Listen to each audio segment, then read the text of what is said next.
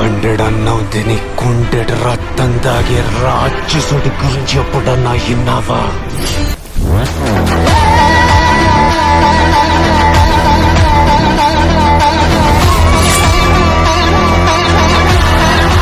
అక్కడ ఉన్నారు కొమ్ములు తిరిగిన రాక్షసులు, రక్తానికి మరిగిన రౌడీలు.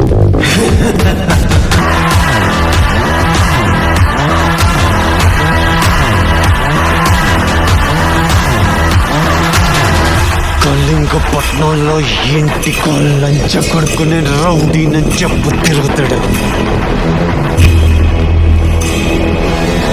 కానీ ఇంటి పేరునే రౌడీగా మార్చుకున్నాడు ఒక్కడే ఉన్నాడు, జనార్దన.